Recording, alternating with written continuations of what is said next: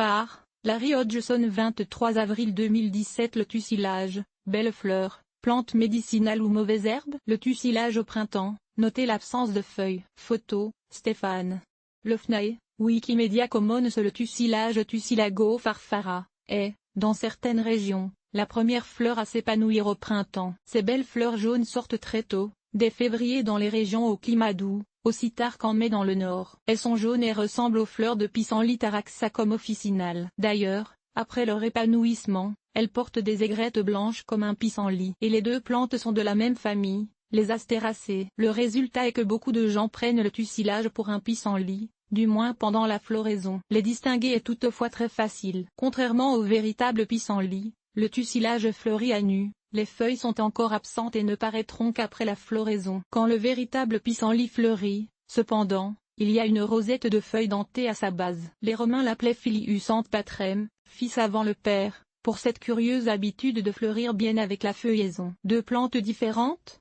Feuillage du tussilage en forme de padane. Photo, Wikimedia Commons. Les mêmes gens qui prennent les fleurs pour celles d'un pissenlit sont généralement confondus quand le feuillage sort, ils pensent que les feuilles, en plus ou moins en forme de cœur, relèvent d'une autre plante. Le pétasite hybride petites hybridus peut rappeler le tussilage par ses feuilles en forme de cœur et sa tendance à envahir, mais ces feuilles ne sont pas dentées et ses fleurs sont très différentes. Photo, Wikimedia Commons. À cette étape, il est facile de le confondre avec le pétasite hybride Pétasite hybridus, une autre plante envahissante courante, du moins en Europe. On le trouve rarement en Amérique du Nord, car leurs feuilles sont similaires. D'ailleurs, pendant longtemps, même les taxonomistes étaient confondus, car le pétasite hybride porta autrement le nom Tussilago hybrida et on les croyait proches parents. Aujourd'hui, on sait qu'ils ne sont que de très lointains cousins. L'envers de la feuille du tussilage est couvert de feutre blanc. Photo, Stéphane Lefnaye, Wikimedia Commons. Les feuilles rappellent un sabot par leur forme, d'où le nom commun padane. On peut les reconnaître non seulement par leur forme, mais aussi par leur endos couvert de feutre blanc. Une plante qui voyage. Illustration botanique du tussilage. Le tussilage est d'origine eurasiatique, mais a été introduit en Amérique du Nord et ailleurs en tant que plante médicinale. Il a depuis longtemps pris la clé des champs et est désormais une mauvaise herbe très répandue, notamment dans les sols glaiseux et humides. Plante pionnière, il apparaît souvent dans les sols perturbés,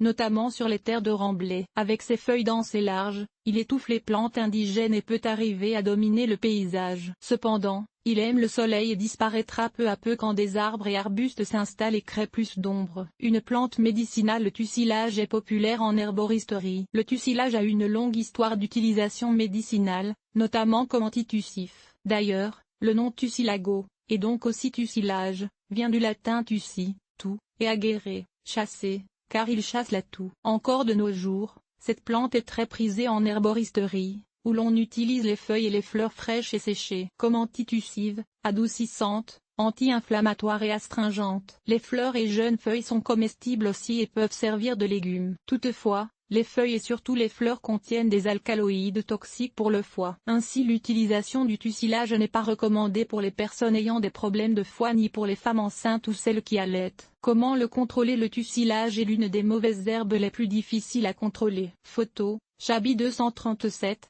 Wikimedia Commons. Le tussilage arrive dans les jardins soit par un sol rapporté contaminé de rhizomes ou par la voie des airs grâce aux aigrettes chargées de graines qui partent au vent pour atterrir sur de nouveaux terrains. Une fois établi, le tussilage s'étend rapidement par rhizomes souterrains. Comme ces rhizomes peuvent descendre jusqu'à 3 mètres de profondeur, vous comprendrez qu'utiliser le sarclage pour l'éliminer est une perte de temps. De plus, sarcler sectionne les rhizomes et tout morceau qui reste dans le sol donnera un nouveau plan. Ainsi, très souvent, plus vous sarclez, plus le tussilage s'étend. On peut couvrir le sol d'une bâche noire ou d'un morceau de tapis pour couper toute lumière au tussilage et ainsi l'éliminer. Vous aurez plus de succès à couper, encore et encore, toute feuille qui apparaît, ce qui aura comme effet d'épuiser peu à peu le rhizome. Ou à couvrir le sol d'une bâche noire ou d'un vieux tapis avant la sortie des feuilles et à laisser cette couverture opaque en place. Pendant au moins 1 an. 2 ans peuvent être nécessaires si le tussilage est bien établi. Les deux méthodes empêchent le tussilage de faire de la photosynthèse et alors les rhizomes finissent par s'épuiser et mourir. Les gens moins respectueux de l'environnement l'éliminent en vaporisant un herbicide comme le glyphosate sur les jeunes feuilles. Le tussilage est-il donc une belle fleur à chérir,